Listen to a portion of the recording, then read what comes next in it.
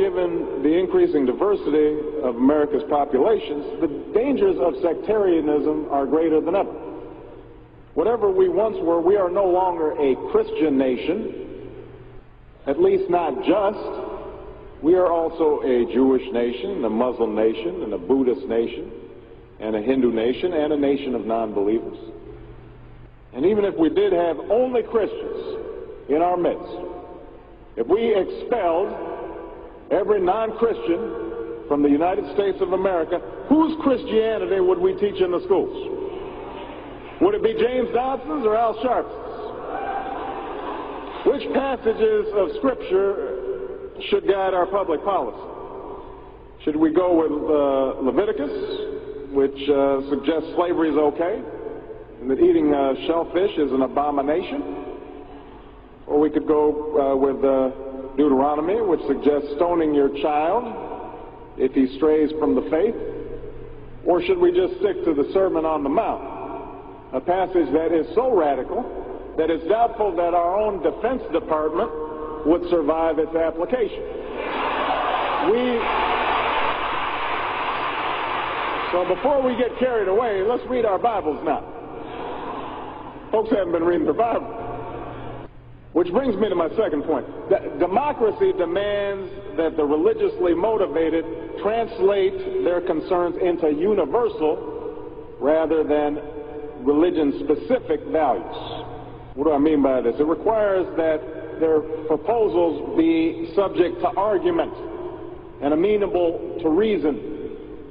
Now, I may be opposed to abortion for religious reasons, to take one example, but if I seek to pass a law banning the practice, I can't simply point to the teachings of my church or evoke God's will.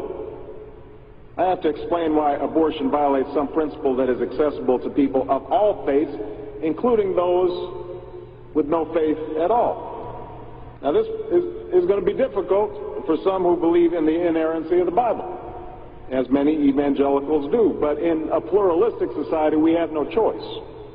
Politics depends on our ability to persuade each other of common aims based on a common reality. It involves compromise, the art of what's possible. And at some fundamental level, religion doesn't allow for compromise. It's the art of the impossible. If God's spoken, then followers are expected to live up to God's edicts, regardless of the consequences.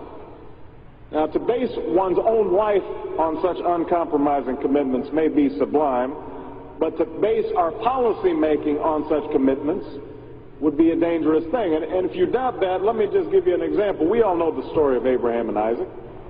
Abraham's ordered by God to offer up his only son.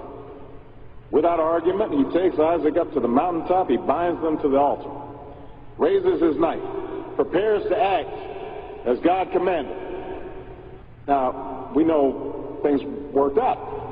You know, God sends down an angel to intercede at the very last minute. Abraham passes God's test of devotion. But it's fair to say that if any of us leaving this church saw Abraham on the roof of a building raising his knife, we would, at the very least, call the police and expect the Department of Children and Family Services to take Isaac away from Abraham. We would do so because we don't hear what Abraham hears. We don't see what Abraham sees. And so the best we can do is act in accordance with those things that we all see and that we all hear, be it common laws or basic reason. So we have some work to do here. But I am hopeful that we can bridge the gap that exists and overcome the prejudices that all of us to one degree or another bring to this debate. And I have faith that millions of believing Americans want that to happen. No matter how religious they may be or may not be, people are tired of seeing faith used as a tool of attack.